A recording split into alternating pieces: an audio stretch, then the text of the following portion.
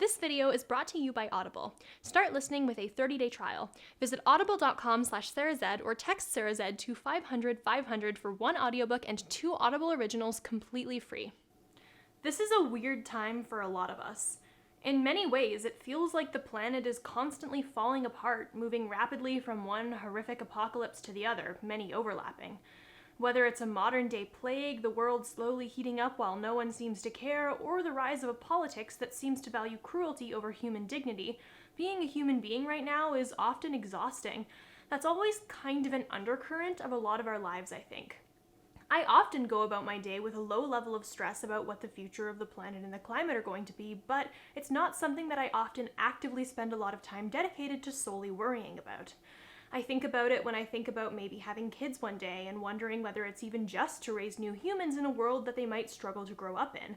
My old apartment had no recycling or composting facilities, and so sometimes I'd throw away a coffee cup and feel like I'd just committed a war crime. Or I'd enjoy an occasional luxury for myself, like I'll go to a nice restaurant and sit there, and then all of a sudden I'd just be surrounded by this low-level guilt. If I hadn't spent the money I spent tonight going out and having a nice meal and a drink, how many people could I have fed with that? How many people are suffering unnecessarily because I wanted to enjoy myself? And I sit in that, uncomfortable for a second, and I go back to eating my meal and relaxing. I think that's the state a lot of people have been in for a long time. A lot of us, especially a lot of young people, are terrified about where the future is going to go next. A lot of people I know think, on some level, that there's no real hope for the planet, not in the end. But most of us don't give up our day-to-day lives and simply lie back and wait to die, and most of us also aren't in the streets with guillotines tearing down the system so none of this happens. We just live with the worry that none of this means anything in the back of our minds. I admire people who stand up and don't relent, and don't get me wrong, I try. I vote, I've gone to a good number of protests, I've tried my best to help people in my community, and I try to use my platform to influence people in a positive direction whenever I can. But when it's so hard to see the impact that those actions really have, it's easy to just shut down from it a lot of the time and just go about your day with the nagging sensation that everything is wrong. And that's what a lot of people have done for a long time. But over the past couple weeks, I've noticed something, and it's that the despair I see on Twitter, on Facebook, among my real-life friends is getting worse and worse. Constantly, I see and hear the rhetoric of, we're all fucked, none of this matters, we're all gonna die soon, I don't understand how I'm expected to live in the world where everything is terrible and constantly falling apart. Part of that, at least for Americans, and everyone affected by what's happening in America, which is most of us, it's an election season, and a lot of people are seeing things not go exactly how they hoped and are immediately giving up. But also, right now, a lot of us are stuck inside with very little company or distractions or things to do. And all a lot of us have is the endless parade of here are all the bad things happening in the world right now that is Twitter and Reddit and the news. And a lot of people are already depressed and anxious about the world to the extent that a better future is extremely difficult to envision or imagine. Everything's fucked, they post, none of this matters. The world is run by people who don't care and there's nothing to do but shut down and slowly wait for everything to erupt into flames. In effect, I've been watching a lot of my friends turn into doomers. If you've seen this guy get spread around the internet, you're probably at least somewhat familiar with the idea of what a doomer is. The term is typically associated with depressed far right-wing men in their 20s since the meme originated on 4chan, but we've increasingly seen doomer ideology spread to broader groups in society. It started with this image, posted to 4chan about a year and a half ago, describing someone who feels like he's tried everything and the world is still fundamentally terrible and hopeless. He spends all his time inside, suffers from substance addiction, is socially isolated, and works in a dead-end job which he hates. There are also a number of other memes associated with the doomer character, such as the 30-year-old boomer who's meant to contrast the doomer. The idea is that while other people are normies who don't realize that life is essentially meaningless and instead live in blissful ignorance, the doomer is suffering from his knowledge and is all too painfully aware that the world is unfixable, we're all living on borrowed time, and nothing matters. Although the doomer meme did originate on 4chan, its ideology is no longer exclusive to far-right dudes in their 20s who use the forum. Over the past year or so, and particularly over the past couple of months, I've seen a lot of people, especially a lot of folks I know who lean progressive, being disillusioned with society and feeling like our current problems are essentially impossible to fix. This isn't an entirely new or unique phenomenon. A lot of it comes from the issue that's commonly termed activist burnout, which is essentially the concept of people learning more and more about all the awful things happening in the world and realizing that there's very little they can do to fight all of it all of the time. Mix that with the fact that most of us have a lot of stressful things going on in our own lives that make it hard for us to focus on large-scale events, and you get a recipe for burnout and despair. But I also think you don't have to be a hardcore activist to feel this kind of depression and burnout. I mean, the average person is increasingly seeing more and more content about how terrible the world is, and it's exhausting pretty much everyone.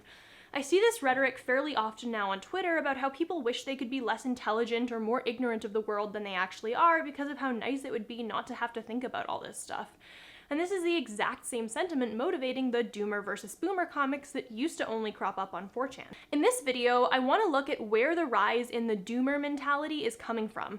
Why does it happen? Why is it happening now? And what does that mean for us? And finally, I want to hopefully offer some perspective about the phenomenon and a couple of potential paths forward. I also want to say that doomer isn't necessarily a binary category of person that you either are or are not. It's not like there's a class of people who are excited and energetic about wanting to change the world 100% of the time, and a class of people who simply think everything is pointless and there's no hope and sit at home doing nothing about it because of this. Rather, I think this exists on a spectrum. I mean, I think most of us have felt, at least at some point, like everything was hopeless on a large scale. And at the same time, many of us have still made tangible efforts to make changes in the world and keep living our lives. Sometimes I read news about the climate and feel like I shouldn't bother to do anything differently because any action I take is ultimately going to be minuscule, whether it's an individual lifestyle change or trying to prompt anything bigger and systemic. And at the same time, I still try to buy less and plant bee-friendly flowers and vote for people who will enact large-scale change and support carbon taxing. I think a lot of people simultaneously express feelings of hopelessness and also take action to make changes anyway. So when I talk about the doomer here, I want to make it clear that there doesn't exist some binary where you either are a capital D doomer or you're not. I think feelings of hopelessness and helplessness are a mentality that anyone who is constantly exposed to a stream of terrible news can fall into. Some people fall into it more than others, and some people manage to live their lives completely immune to it, which, props to them. But on the whole, when I talk about doomer mentality, I want to make it clear that this is a state of mind that exists on a spectrum. It's also not a value judgment. A lot of us have felt like this at different points, and while I'm going to critique the places this mentality can lead, the actual feelings behind it are personal and are motivated by a wide variety of factors. You aren't bad if you feel like a doomer sometimes, and to be perfectly honest, it can genuinely be an extremely stressful experience to just be a human being right now. It's not my job or intent to critique or police how people feel, but rather to explore the causes and consequences of defeatist mentalities and the steps we can take as individuals and as a community to commit to a better future, even when it sometimes seems impossible. So with that said, how does a doomer get made? I mean, where does that come from? Well, first of all, let's talk about the emotional giant of social media. Burnout and feelings of helplessness certainly aren't new. But one particular catalyst of doomer mentality is the constant exposure to the world's harms. It's not that the world is actively that much worse than it used to be, but that we're simply more exposed to it. I mean, global extreme poverty is actually on a decline and has been falling for a really long time now. People's life expectancy is better than it ever has been before. This is, by many measures, one of the most peaceful times in human history, with fewer people dying in violent conflict than ever before. A lot of the terrible stuff that's happening now has, by and large, always been happening. The difference now is that we are constantly exposed to every horrible thing in the world, and we're exposed to it with no real delineation between stuff we're supposed to be outraged about and stuff we're supposed to be happy about in most of our lives. Not only that, but being exposed to virtually every global problem in the world now makes it easy for you to feel personally responsible for every single one of them. Whereas in the past, people would certainly be aware of important global issues via the news and important local community issues, folks didn't experience the same constant bombardment of feeling responsible to help with every single problem happening simultaneously in every single part of the world. And that's genuinely exhausting, especially when every issue is being broadcast with the same sense of scale and importance, and there's no real stop or break to any of it. How do you even decide which issues to focus on when it seems like everything is happening everywhere at the same time? How can you say one issue deserves your attention more than another? The answer for a lot of people is simply that you can't. And as a result, there's an increasing number of people simply becoming overwhelmed and not taking any action towards any of it. There's simply too much suffering on such a large scale that people are being exposed to at near constant rates, so taking even the smallest steps to effect change in any of them feels near impossible. That's not to say that people being more aware of global issues is a bad thing, and in cases where people can genuinely influence those issues and help, that kind of awareness is really important and often even life-saving. But at the same time, because of the infinite timeline nature of social media like Twitter and Tumblr and the constant content model of news sites and Reddit, there's virtually no stop to it. This is made even worse by the fact that people tend to use the same platforms for entertainment and amusement than they use for news and politics. It's very hard to compartmentalize your relaxing self who's having fun and your alert self who's worrying about all the world's problems when you're getting fuel for both from the same source. I mean, the fact that half of many people's Twitter timeline is funny pictures and the other half is information about how the world is on fire and everything is terrible all the time is such a common observation that there's an entire genre of viral tweet just making fun of the dissonance. It's something a lot of people are accustomed to, at least enough to joke about it and treat it as relatively normal. But, I mean, really, that can get really unhealthy. First of all, there's often no separation between fun times and serious times on platforms like Twitter and Reddit. Social media time is, at least ostensibly, supposed to be relaxing downtime where you catch up with your friends and find things to laugh at. But at the same time, it also serves this function of keeping yourself aware of things that are going on in the world. The issue isn't that either of these platforms exist for this purpose, but that there's no real delineation between these platforms' two functions, leading to this jarring experience of going there to relax and have fun and not knowing whether you're going to log in to see a cute cat video or a video of some war crimes happening somewhere. Of course, you can choose who you follow and curate your platforms accordingly, but at least according to a lot of activists in many news stories about burnout, it's easy to feel almost guilty for choosing to shut off that kind of news, even for a bit. It feels like willfully looking away, choosing to remain ignorant to the suffering of others. Even if shutting things off temporarily doesn't mean you don't care, this feeling of guilt and responsibility is really common for a lot of people. Not to mention, it's also just hard to actively curate a separation between serious posts and fun posts unless literally everyone is doing it. I mean, you could unfollow politicians or even have two separate accounts, but if you have friends who post a little bit of both, it can once again be hard to create that real delineation. That's not to say the only reason we think things are bad is because we're seeing more of it. I mean, that's certainly part of it. A lot of the problems that exist today are indeed problems that have always existed, and we just know about it a lot more now. But I think simply saying this is one of the best times to be alive so none of these problems matter is a little dismissive and not entirely accurate either.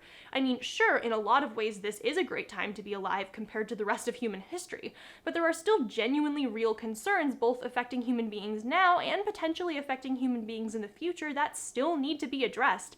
Saying, hey, at least you weren't dying of dysentery in the 1840s or being a medieval leech collector might technically be true, but it's not going to change the fact that a lot of people are still suffering and struggling in a number of ways.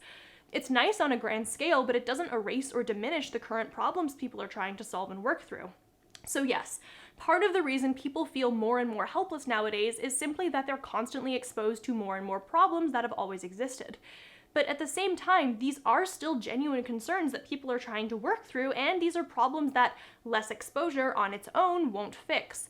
Part of that issue as well is that problem of no delineation. I mean, not to be all technology bad boomer, but the fact that most people have their phones or computers on them virtually all hours of the day with very few breaks, coupled with the fact that most of people's fun platforms are also full of content about all the world's problems, means that for most people, there are very few moments of simply turning off and escaping from it and taking much needed self-care.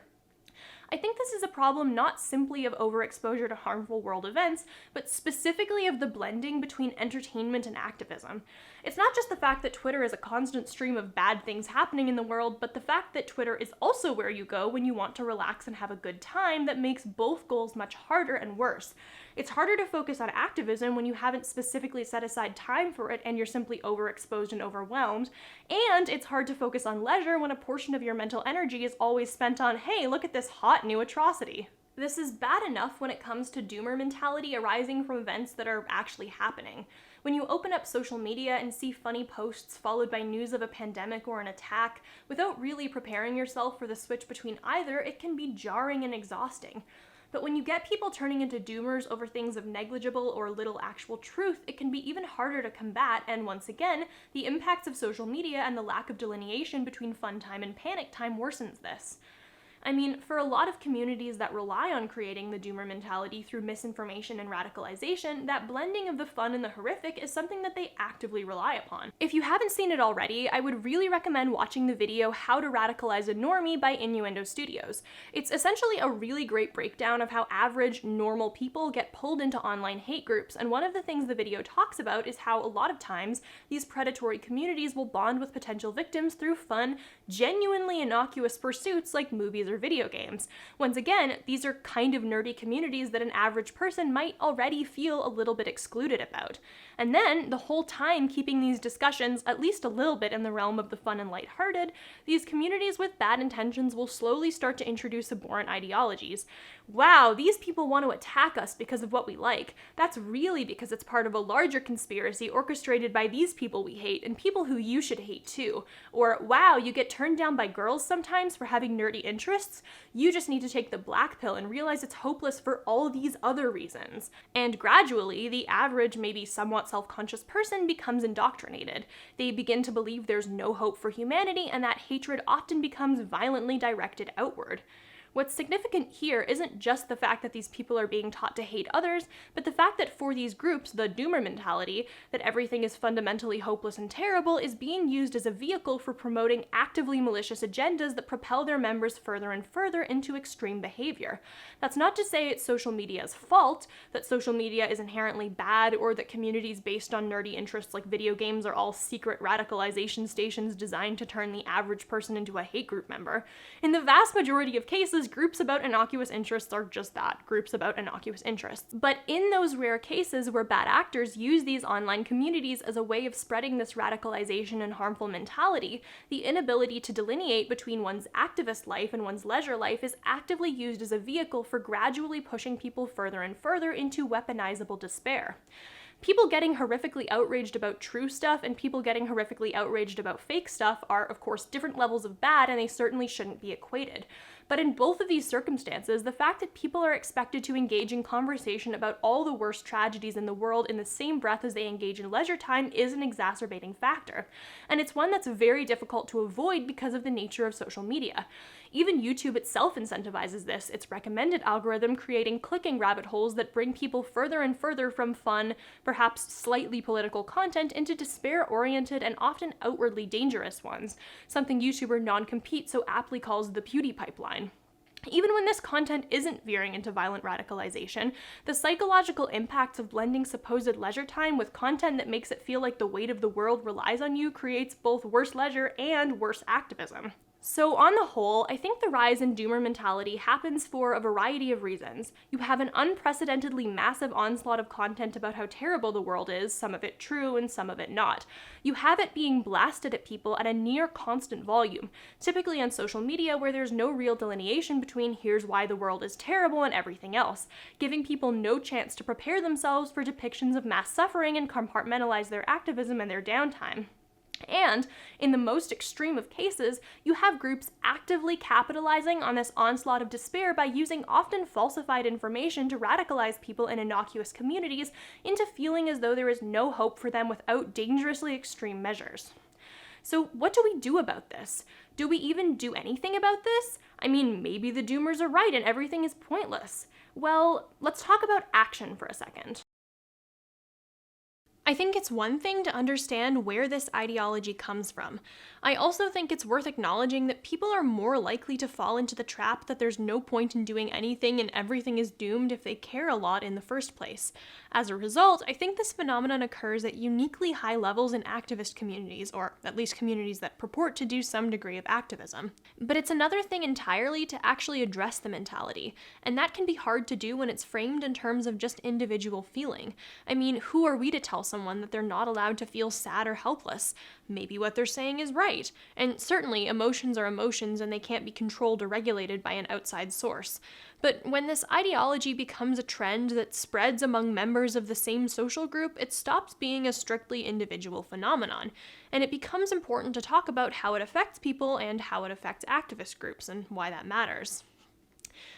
At its fundamental core, doomer ideology does not represent any calls to action. There is nothing in doomerism that is conducive to productive social change. Fundamentally, the goal of it is to create mass passivity and make people give up.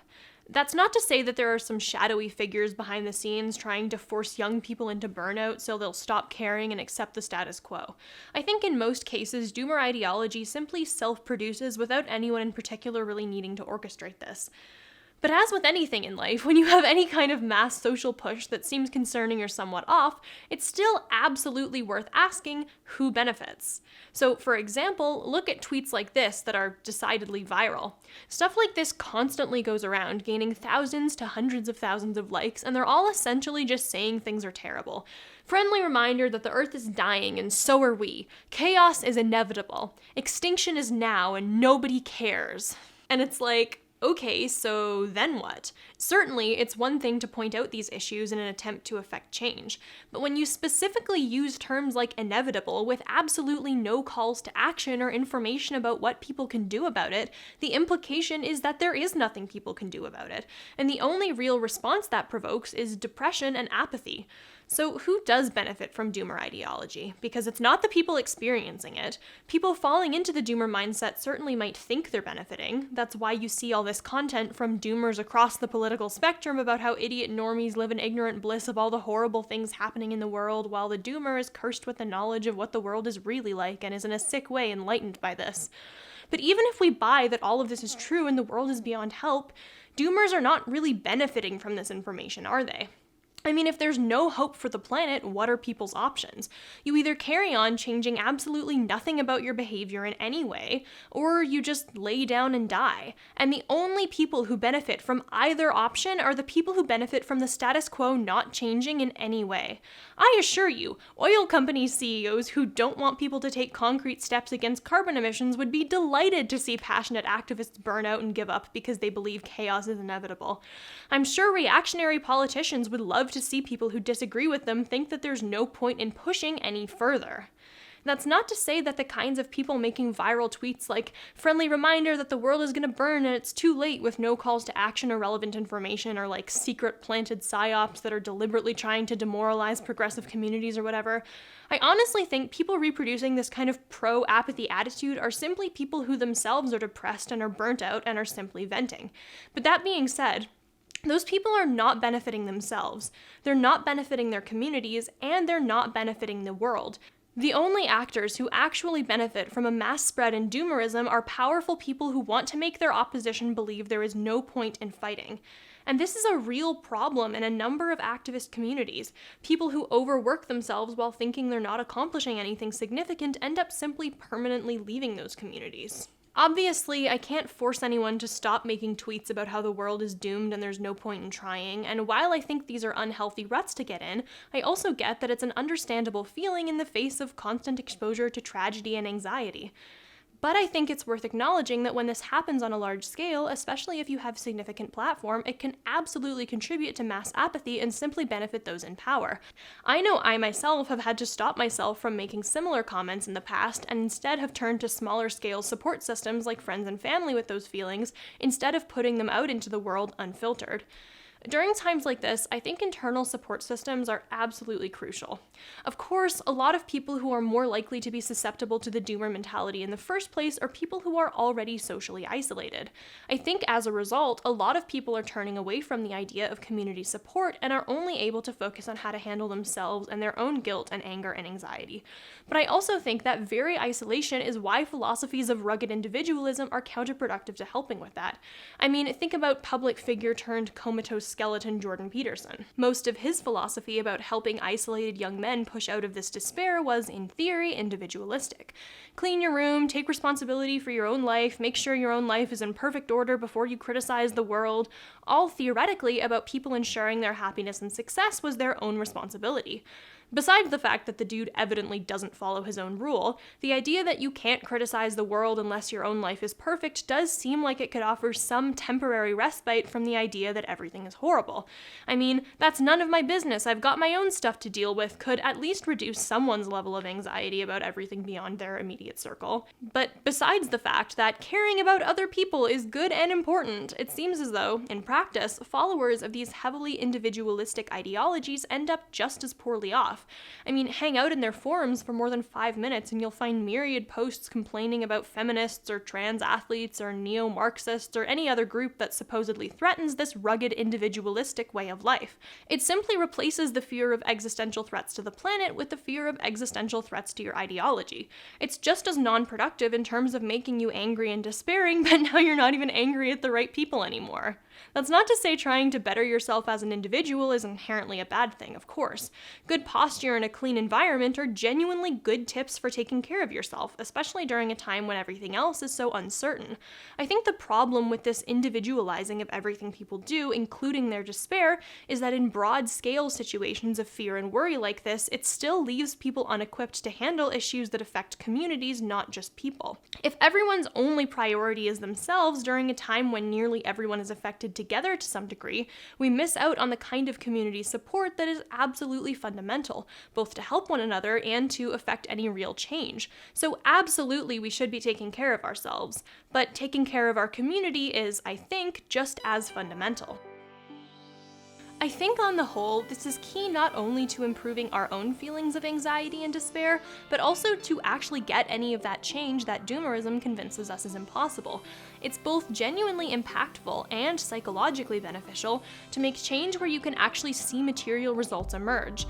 Of course, that's going to mean different things on the basis of where you live, what issues are affecting you in your community, and what you're materially able to do on the basis of what your life circumstances are.